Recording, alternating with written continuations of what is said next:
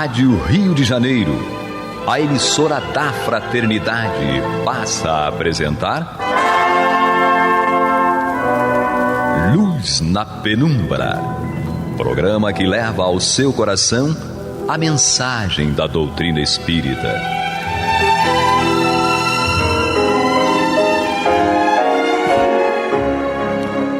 E com vocês, André Afonso Monteiro, para o estudo do livro A Gênese, da obra codificada por Allan Kardec.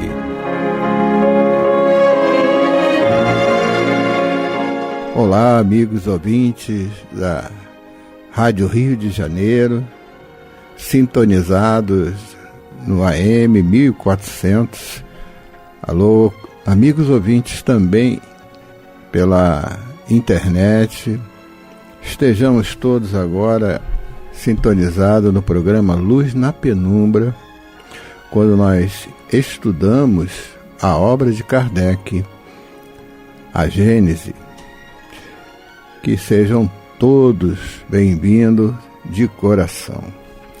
E no nosso livro, nós estamos no capítulo 18, continuamos no capítulo 18, o título do capítulo é Os Tempos São Chegados, que é o último capítulo da Gênese, né? E estudando o item 17 desse capítulo. Antes de fazer a leitura, é interessante que, fazendo uma recapitulação muito passageira, né, pelo item 15, 16, que o item 15, ele mostra em determinado momento Deus, a alma, o futuro, o progresso individual indefinido e a perpetuidade das relações entre os seres, né? E no item 16 também o que foi marcante, né, é a questão do progresso intelectual realizado até o presente nas mais largas proporções, e é um grande passo e marca a primeira fase da humanidade, mas sozinho ele é impotente para regenerá-la. Claro, já nos assinalava que não só o progresso intelectual, mas sempre é necessário, né, o progresso moral, né, nosso. Então, aqui no capítulo 18, Os Tempos São Chegados, no item 17, nós vamos agora fazer a leitura deste capítulo. Um tal estado de coisas pressupõe uma mudança radical no sentimento das massas. Um progresso geral que só podia acontecer fora do círculo das ideias estreitas. A terra,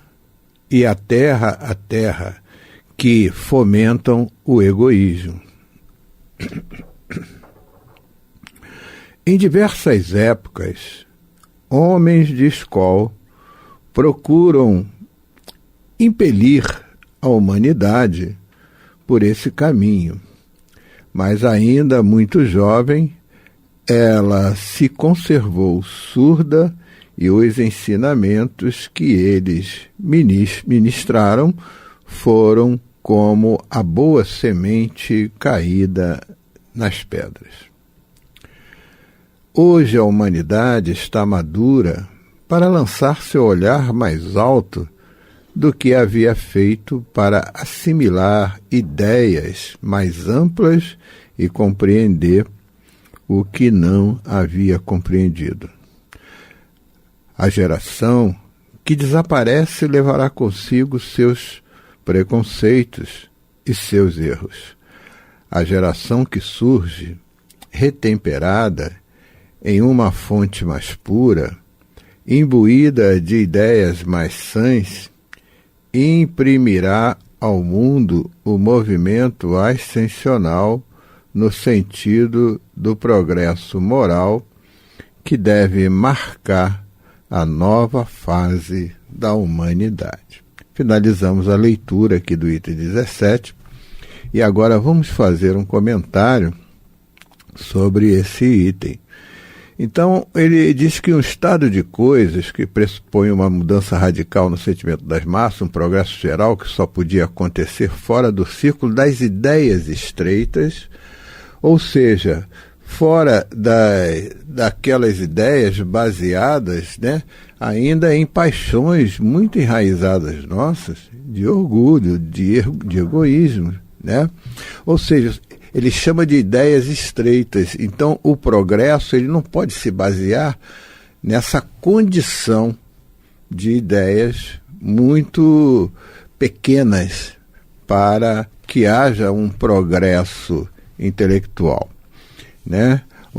Um progresso maior. Porque através do progresso intelectual é que nós vamos descortinando, né, esse véu da ignorância e vamos ampliando a nossa capacidade de compreendermos melhor a nossa condição de espíritos e como espíritos seres inteligentes, seres que pensam, raciocinam, e como seres que pensam precisamos começar a modificar essa condição de espíritos que ignoram, né, ainda as questões da virtude, as questões dos sentimentos mais puros, mais elevados. Então nós temos que começar nesse grande exercício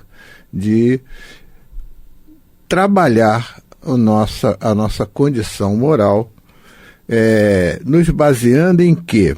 Né?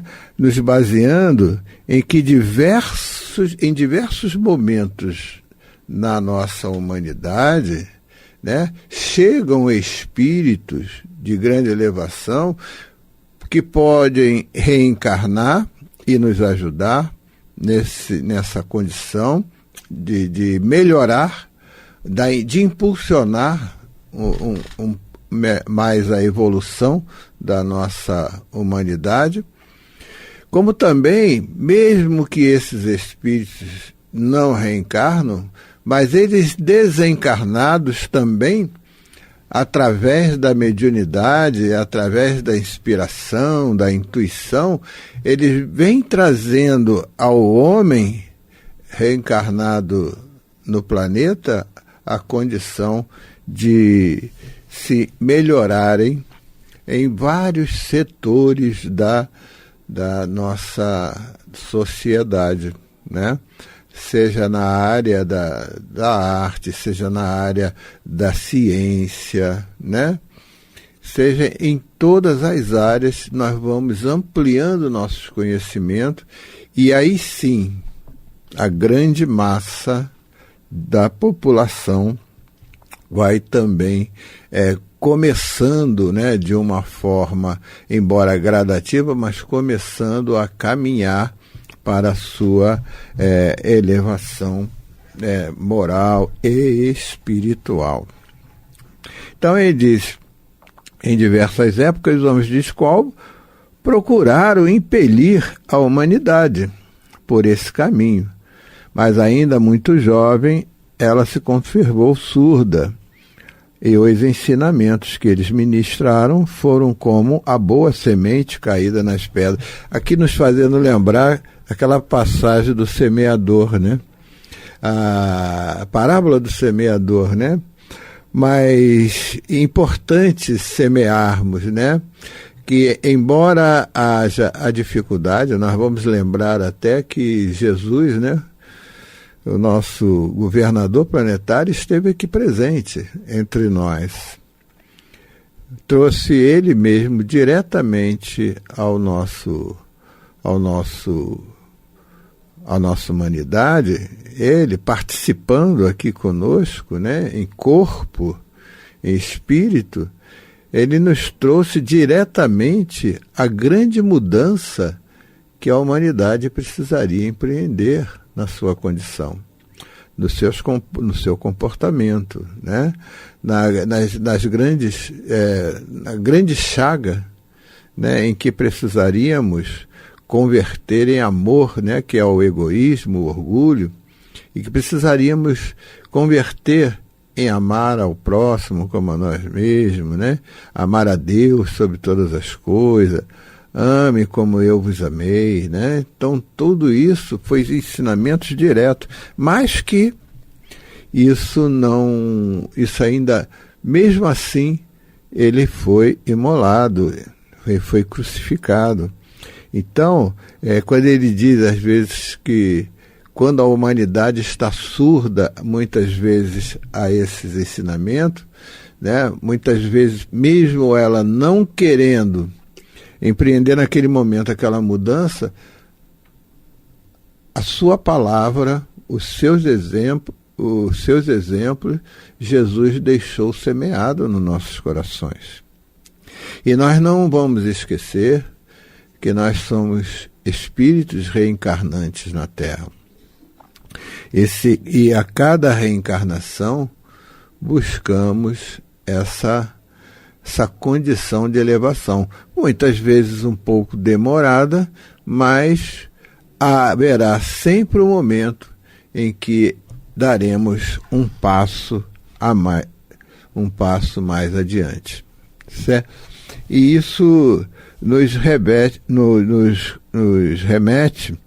que ele diz assim: hoje a humanidade está madura para lançar o seu olhar mais alto do que havia feito para assimilar ideias mais amplas e compreender o que não havia compreendido.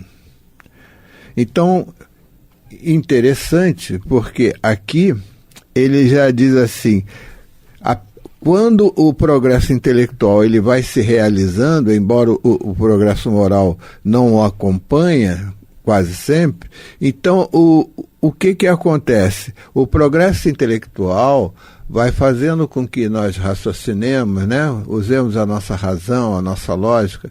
Então, nós vamos amadurecendo, né? Como ele se diz assim, esse olhar para uma vida futura, esse olhar para uma vida, né, que nos espera de luminosidade. Então vamos compreendendo isso. Amigos ouvintes da nossa querida Rádio Rio de Janeiro, a Rádio da Fraternidade, nós estamos no programa Luz na Penumbra, programa esse que estudamos agora o livro de Allan Kardec, A Gênese, né? Faz parte do querido Pentateuco kardeciano. E esse livro nós estamos estudando Os Tempos São Chegados, no capítulo 18, o item 17, do qual daremos continuidade na nossa explanação. Então, continuemos todos nós, internautas, todos nós sintonizados na querida Rádio Rio de Janeiro.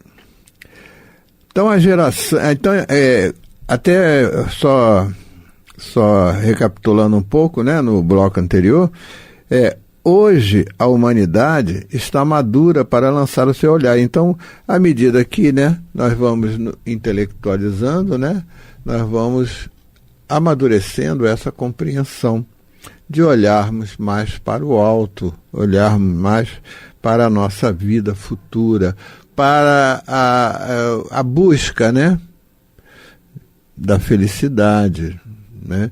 Enfim, tudo isso. E aqui no último parágrafo, ele diz para nós que a geração que desaparece levará consigo seus preconceitos e seus erros. A geração que surge retemperada em uma fonte mais pura, imbuída de ideias mais sãs, imprimirá ao mundo o movimento ascensional no sentido do progresso que deve marcar a nova fase da humanidade. Olha que coisa, que interessante, né? O que Kardec nos mostra aqui. Então, à medida que as gerações elas vão desaparecendo, né? Vão levando com elas, né, aqueles preconceitos, os seus erros. Mas olha só, nessas questões de gerações, nós vamos nos remeter à questão da reencarnação, né? Porque a reencarnação, ela tem como o grande motivo que é o nosso aprendizado, né? Nós reencarnamos para aprendermos, né, a sermos melhor. Então, as nossas existências, elas são muito solidárias umas com as outras. Então, se eu estou hoje reencarnado aqui na Terra, eu estou no meu melhor momento como espírito, tá? E nesse melhor momento, eu estou também aprendendo, né, a fazer o certo. Então, se houve alguma coisa que eu resvalei dentro da lei de Deus, eu vou, na próxima reencarnação, consequentemente, refazer essa questão. Então, a reencarnação, ela é a pedra angular do Espiritismo. Nós sabemos que nos princípios fundamentais do Espiritismo, temos lá Deus. Deus acima de todos nós. A inteligência suprema, causa primária de todas as coisas. Nós vamos ver em segundo princípio fundamental, a imortalidade da alma. A alma sobrevive à morte do corpo. Então nós somos espíritos, certo? Então nós sobrevivemos à morte do corpo. E como espíritos somos imortais. O espírito não morre. Então nós vamos ver agora o terceiro princípio fundamental, que é a reencarnação, que é as vidas sucessivas, que é a oportunidade nos dada por Deus como providência divina, para que nós possamos crescer como espírito, para que nós possamos evoluir, para que a cada existência possamos ser espíritos melhores, porque há uma vida futura, há alguma coisa que nos aguarda melhor. Então, a cada reencarnação, eu preciso sair dela melhor do que quando entrei. Aí está o grande momento reencarnatório nosso. O que nós muitas vezes falamos, eu não vou perder mais tempo com isso. Hoje, na realidade, com o Espiritismo, nós não perdemos mais tempo, mas sim ganhamos tempo. Estamos ganhando o nosso tempo, buscando esse conhecimento e ampliando a nossa compreensão diante desses princípios fundamentais do Espiritismo.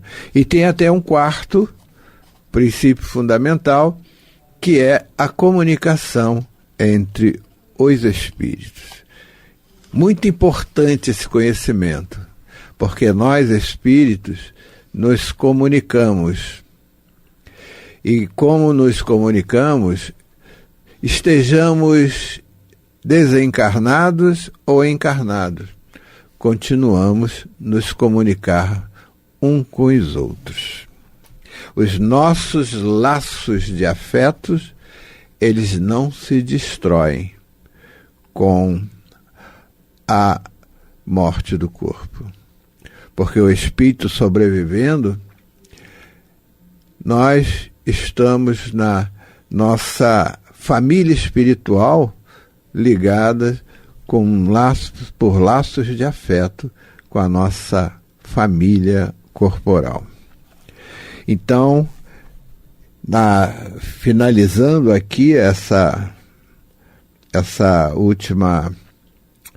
esse último parágrafo, a geração que desaparece, então, levará consigo seus preconceitos e seus erros.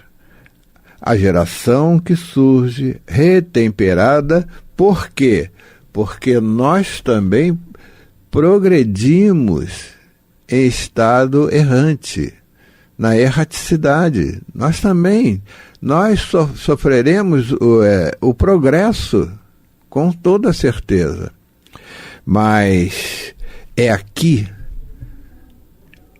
reencarnado, é aqui na vida física, que nós vamos colocar em prova o que nós aprendemos na espiritualidade. Então nós estamos tanto aqui como lá progredindo. Mas se eu progredir na espiritualidade, eu ponho na minha reencarnação, no corpo físico, eu ponho esse progresso, esse aprendizado lá na prova aqui entre os encarnados. Isso é que é importante. Retemperada em uma fonte mais pura, imbuída de ideias mais sãs. Então nós vamos aprimorando as nossas ideias, os nossos pensamentos, vamos aprimorando as nossas escolhas, né? As decisões que vamos tomando como espírito. Então tudo isso é importante, e é isso que ele diz aqui, imbuídos de ideias mais sãs. E aí nós vamos o quê? Ele falou assim, imprimirá ao mundo o movimento ascensional. É o progresso da humanidade inteira, né? No sentido do progresso moral, que deve marcar a nova fase da humanidade. E assim caminha a humanidade, mesmo que a gente às vezes possa pensar que já não tenha mais controle diante das grandes revoluções que vão acontecendo no globo terrestre, né? Com relação aos espíritos, nessa caminhada para a regeneração do planeta. Então é importante que a gente pense que não estamos sozinhos e sem controle, porque no controle dessa nau está o Cristo, né? Ele, como governador planetário, né? Ele já nos disse que o reino de Deus, o reino dos céus, é o reino que nos aguarda. E o reino dos céus é o nosso reino do coração. Então estejamos atentos para essa compreensão maior de Deus e que Jesus nos ampare sempre. E aí finalizamos aqui o nosso item 17 do capítulo 18, Os Tempos São Chegados. Agradecendo a audiência, agradecendo a presença de todos em nosso estudo e até o próximo programa. Graças a Deus. Fiquem em paz. Você está ouvindo o programa Luz na Penumbra.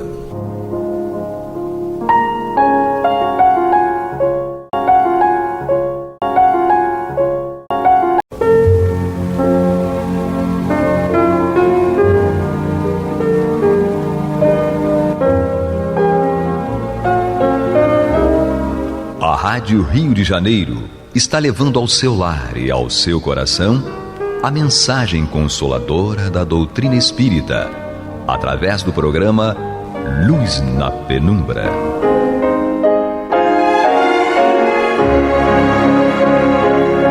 E agora com vocês, Nádia do Couto Vale, para comentar o céu e o inferno ou a justiça divina segundo o Espiritismo, da obra codificada por Allan Kardec.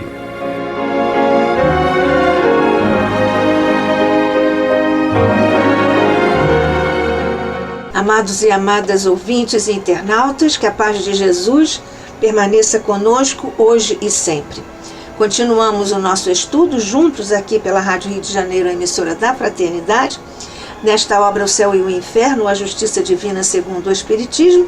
Estamos no capítulo 6º da segunda parte, todos sabemos porque estudamos juntos, um capítulo no qual nosso querido Allan Kardec nos apresenta a trajetória, os ascendentes e as consequências dos atos, das escolhas, da trajetória, enfim, dos espíritos por ele classificados como criminosos arrependidos.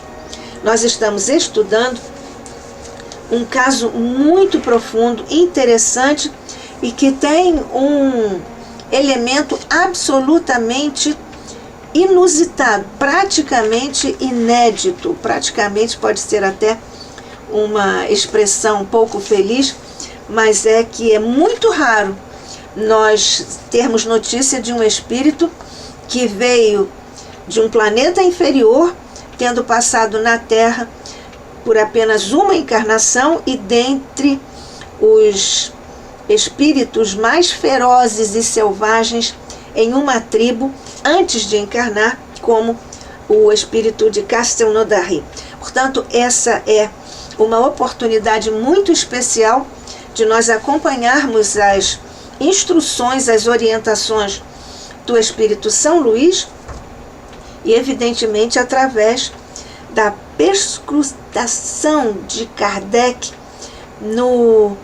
na busca de elementos de aprofundamento deste caso tão especial. Nós sabemos que o espírito de Castelnaudary é um espírito que, na primeira manifestação mediúnica, é extremamente violento, ele quebra vários lápis, ele deixa essa violência se manifestar e, naturalmente, então, ele é, de uma certa forma, contido, porque o espírito São Luís, interrogado por Kardec, diz que ele é um espírito da pior espécie, um verdadeiro monstro, e, na verdade, ele foi levado a comparecer à mesa mediúnica, mas, apesar do que os espíritos, bons espíritos que estavam lá orientando a reunião, apesar desses esforços dos espíritos superiores para não só fazê-lo comparecer, mas também obrigá-lo a escrever, porque sabemos que a mesa mediúnica era a psicografia à época de Kardec. Apesar disso, ele se recusou a escrever, e os espíritos superiores de São Luís, aqui garante, não fizeram nada porque respeitaram o livre-arbítrio do espírito de Castelnaudary, que, na verdade, São Luís também lamenta. Ele, como infeliz, tem feito triste uso do seu livre-arbítrio. Nós já vimos também que ele foi evocado e depois ele foi solicitado a ficar um mês recebendo preces. Um casal fez preces por ele quando ele foi novamente evocado mais tarde. O espírito já se mostrou mais brando e, pouco a pouco, submisso e arrependido. As explicações posteriores, diz-nos Kardec, foram ministradas não só por ele, como também por outros espíritos, e tudo isso deu em resultado saber-se, concluir-se, informar-se, que em 1608 ele habitava aquela casa, aquela casinha perto de Castelnaudary, e, habitando aquela casa, ele assassinou o seu irmão por motivos de terrível ciúme, e degolou o irmão durante o sono. O irmão depois evocado à mesa mediúnica, está lá na Revista Espírita, de fevereiro de 1860. O irmão disse que à mesa mediúnica, que ele tentou reagir, mas ele não só degolou, como depois também cravou o punhal no coração do irmão. E alguns anos depois, provavelmente 2 anos, segundo o espírito dessa esposa, que também foi evocado mais tarde, provavelmente mais de 2 anos, ele também assassinou a esposa. Kardec informa aqui, em O Céu e o Inferno, a Justiça Divina, segundo o Espiritismo, que o espírito de Castelnaudary desencarnou em 1659, com 80 anos de idade, e ele não respondeu por nenhum dos seus crimes. Por quê? Porque naquela época havia muita confusão e muita balbúrdia, segundo aqui o relato de Kardec. Então, esses crimes despertaram, imaginem, pouca atenção. Mas depois, ele, sabendo dessa questão, depois da morte, jamais cessara de praticar o mal. Portanto, ele era um espírito perverso da pior espécie, como disse São Luís, porque ele praticava o mal enquanto estava encarnado e depois de desencarnado, tendo permanecido na própria casa. Nós vamos avaliar e nos informar depois que esse era o suplício do espírito, permanecer naquela casa, porque quando ele eventualmente pudesse se afastar e ir para a erraticidade, ele estava nas trevas, na escuridão. Aquela primeira evocação em que ele estava profundamente descontrolado, quebrou os lápis, etc., nessa ocasião havia uma médium que assistiu a essa primeira evocação e viu o espírito de Castelnaudary no momento em que pretendiam forçá-lo a escrever. Ele estava muito violento e quando sacudiu violentamente o braço do médium. E um médium vidente disse que ele era de medonha catadura, trajava uma camisa ensanguentada, tendo na mão um punhal. Nessa condição, nós vemos que ele estava ou tinha uma aparência realmente horripilante. Kardec pergunta a São Luís: tende a bondade de nos descrever o gênero de suplício deste espírito? São Luís responde: é atroz, porque está condenado a habitar a casa em que cometeu o crime, sem poder fixar o pensamento noutra coisa que não no crime, tendo-o sempre ante os olhos e acreditando na eternidade de tal tortura. Nós vemos aqui que esse suplício, esse castigo, é muito material, mas é exatamente porque ele tem que guardar o castigo ou a penalidade, guarda uma relação direta com a natureza do crime e com o nível evolutivo, o grau evolutivo do espírito. Como esse espírito era extremamente grosseiro, então ele tinha, e materializado, portanto, ele tinha, para entender ou para captar uma mensagem de punição, tinha que ser no seu mesmo nível, que era o desse nível dessa tortura material. Está, continua São Luís, está como no momento do próprio crime, o que foi constatado pelo médium, porque qualquer outra recordação lhe foi retirada e interdita toda comunicação com qualquer outro espírito. Portanto, ele ficou isolado no próprio universo que ele construiu de maldade e de sofrimento para outros, e ele ali, então, sofrendo também as consequências de seus atos. Continua São Luís: sobre a terra só pode permanecer naquela casa, e no espaço só lhe restam solidão e trevas, portanto, escuridão, numa relação direta com a materialidade da sua relação ainda como espírito e no grau de punição, de suplício, como diz Kardec, para ele captar. Só nesse nível é que ele podia entender ou podia começar a sentir a consequência dos seus atos, no caso dos seus crimes. Indaga então Kardec, haveria um meio de o desalojar dessa casa, porque sabemos que foi feito um exorcismo na casa, foram colocadas várias estátuas, depois o senhor D, que era o proprietário da casa, posterior proprietário da casa, mandou retirar, fez umas obras, foi para lá, e nós sabemos que o próprio proprietário, o senhor D, também desencarnou. Nós mais tarde vamos ver como e por quê. Então, o Kardec indaga, haveria um meio de desalojar esse espírito dessa casa, que foi dele mais há 2 séculos? Qual seria esse meio? São Luís responde, quando se quer desembaraçar obsessões de semelhantes espíritos, o meio é fácil: orar por eles. Contudo, é precisamente isso que se deixa de fazer muitas vezes, preferindo-se intimidá-los com exorcismos formulados, que, aliás, muito os divertem. Porque nós sabemos, estudamos isso à mesa mediúnica e também estudamos isso em O Livro dos Espíritos. Os exorcismos não funcionam. Os espíritos até quase que debocham deles.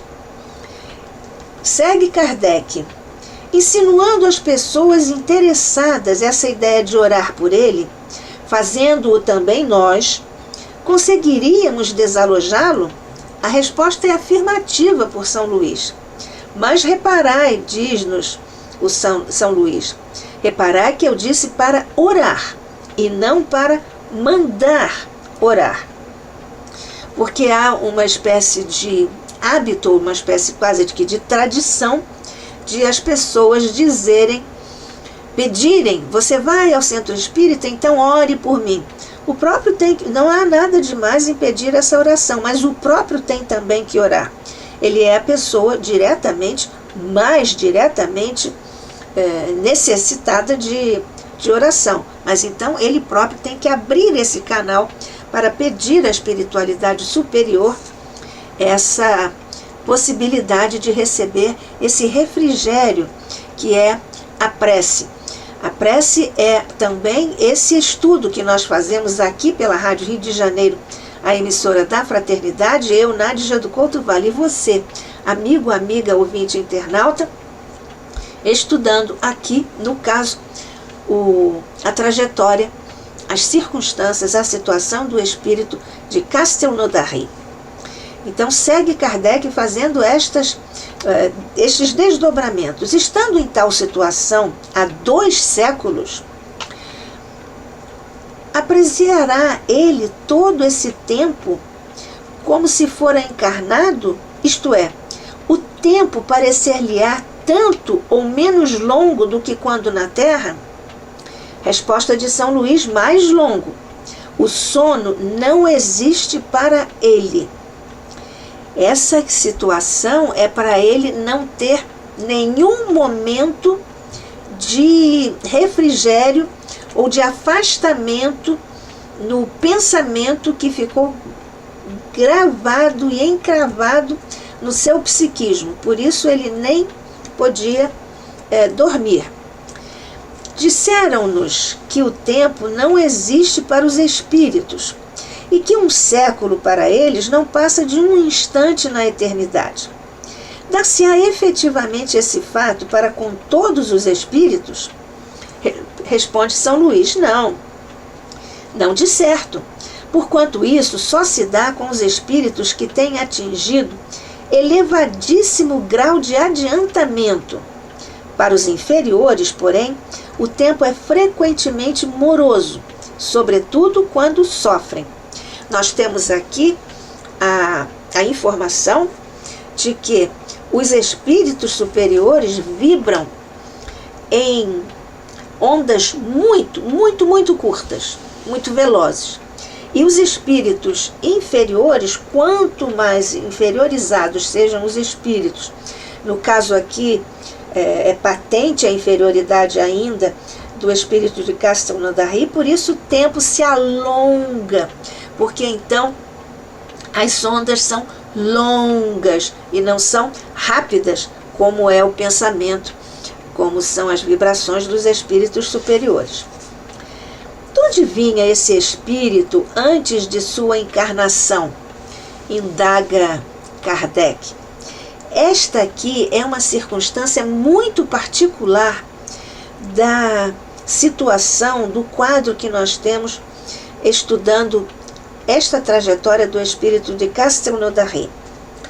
Responde São Luís que o espírito de Castelnaudary tivera uma existência entre tribos das mais ferozes e selvagens.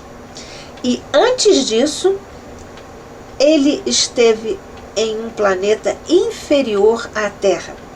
Isso explica essa trajetória do espírito de Castelnaudary, explica principalmente a violência que ele demonstrou quando daquela primeira evocação, quebrando os lápis e violentamente balançando o braço do médium e assim por diante.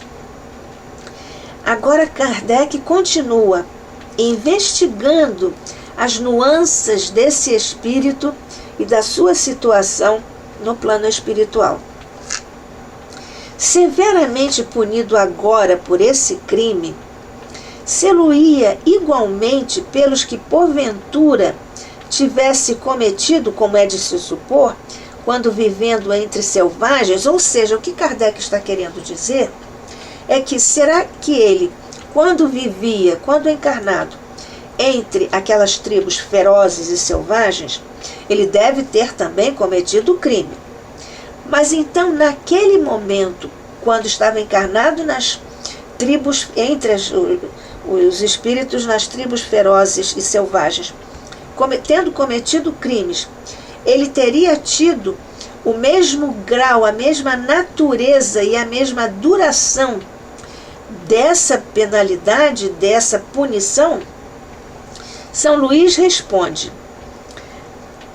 Vamos repetir aqui a pergunta de Kardec. Severamente punido agora por esse crime, sê-lo-ia igualmente pelos que porventura tivesse cometido, como é de se supor, quando vivendo entre selvagens? São Luís responde sim, porém não tanto, ou seja, não tão severas punições como ele agora está atravessando, visto como, em ser mais ignorante, menos alcançava a extensão do delito.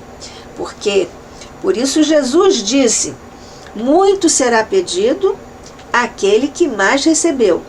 Quem tem mais informação, e nós espíritas temos mais informações, tanto que seremos mais responsáveis pelo que recebemos. Então, nessa particularidade, nós devemos aqui nos acautelar a esse respeito. E segue Kardec. O estado em que se vê esse espírito é o dos seres vulgarmente designados por danados. Nós já aqui comentamos isso, porque a trajetória, o caso, a história do espírito de Castelnaudary está aqui na Revista Espírita, na Revista Espírita, de 1860, fevereiro de 1860. E lá, o título que Kardec deu é História de um Danado. Mas Espírito São Luís não aconselhou, digamos que não aprovou mesmo, o uso da palavra danado. Então, por isso, Kardec, aqui em O Céu e o Inferno, a Justiça Divina, segundo o Espiritismo, colocou o título de O Espírito de Castelnaudary. E agora Kardec pergunta diretamente: o estado em que se vê esse espírito é o dos seres vulgarmente designados por danados? E São Luís responde: absolutamente não, pois há condições ainda mais horrorosas, nós ficamos imaginando como podem também haver essas situações na trajetória dos espíritos, porque tudo é possível, nós sabemos, cada um de nós faz as opções que precisa fazer e que faz, mas depois responde por elas. Mas nossa imaginação também não chega a esse ponto. Provavelmente nós não teríamos, ou não teremos, ou não temos condições de adentrar esse plano de informações. Os próprios espíritos nos dizem que aqueles que praticaram a sexolatria têm sofrimentos extremos no plano espiritual e que eles próprios, os espíritos superiores, nos privam ou nos protegem do conhecimento desses sofrimentos dos sexólatras. É exatamente aqui o que está acontecendo com o Espírito São Luís, porque, e aqui ele explica por que ele corrigiu o uso da palavra danados. Exatamente porque esse nível de violência do espírito de Castelnaudary ainda não representa ou não está designado pelo uso da palavra danados, porque São Luís diz que há condições ainda mais horrorosas do que essas em que nesse momento vive o espírito de Castelnaudary. Continua São Luís explicando: os sofrimentos estão longe de ser os mesmos para todos, variando conforme seja o culpado mais ou menos acessível ao arrependimento. Aqui é a grande chave para o espírito se redimir e retomar a sua trajetória de reconstrução de si mesmo, que é o arrependimento. Há o remorso e há o arrependimento. Esta é a porta obrigatória para o espírito se redimir e se recolocar na trilha evolutiva. Para este, naturalmente está se referindo São Luís ao espírito de Castelnaudary. Para este, aquela casa é o seu inferno. Outros trazem esse inferno em si mesmos, pelas paixões que os atormentam, sem que possam saciá-las. Aqui São Luís faz mais uma vez referência ao tipo de punição que depende do nível, do grau evolutivo do espírito. Neste caso aqui, aquela casa material é o inferno para o espírito de Castelnaudary. Mas outros espíritos trazem o inferno em si mesmos. Por isso nós não dizemos que quando alguém desencarna, leva o céu. Ou, na verdade, quando nós desencarnamos, nós levamos a nossa própria bagagem, que pode ser de coisas boas, de bons atos, e aí nós levamos o céu. Porque céu e inferno, nós sabemos, são localidades absolutamente alegóricas, porque tudo está no nosso psiquismo profundo. Então, os espíritos muito materializados têm punições, castigos, se você quiser usar essa palavra, nós espíritas não preferimos. Então, essas punições são igualmente materiais e materializadas. Para outros espíritos, que levam também o inferno em si mesmos, mas em função das paixões que eles têm, que ainda entretêm no seu psiquismo, e que ficam igualmente atormentados sem que possam saciar essas paixões. É exatamente também o que nós observamos à mesa mediúnica, conversando com os nossos irmãos desencarnados, por causa das paixões pelo delírio da riqueza, pela avareza, pela tentação ao sexo, e assim subsequentemente eles estão vivendo em um inferno moral em função do que escolheram fazer e viver equivocadamente, claro. Nós continuamos com este estudo muito profundo, muito delicado do ponto de vista de muitos pormenores para nossa informação. Nós continuamos, portanto, com esse estudo em nosso próximo encontro, aqui pela Rádio Rio de Janeiro, a emissora da Fraternidade, no programa Luz na Penumbra, estudando o céu e o inferno, ou a justiça divina segundo o Espiritismo. Que a paz de Deus, de Jesus, de Maria, dos nossos amigos espirituais, continuem conosco e muito particularmente por sobre todos os nossos irmãos em sofrimento em ambos os planos de existência na Terra. Que assim seja.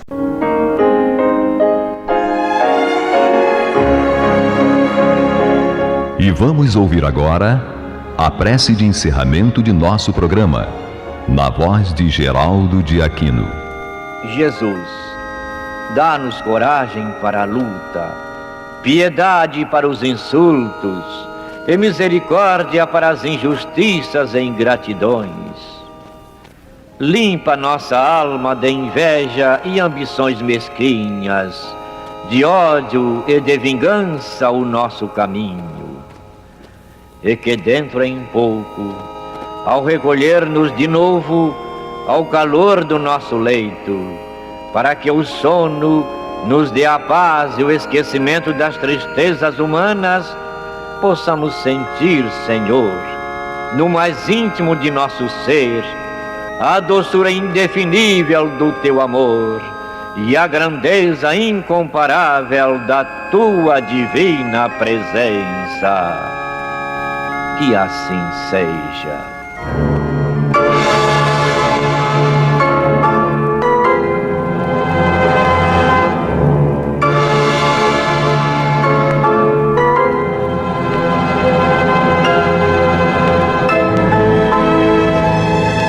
Acabamos de apresentar o programa Luz na Penumbra, que voltará a ser apresentado amanhã às 21 horas nesta emissora.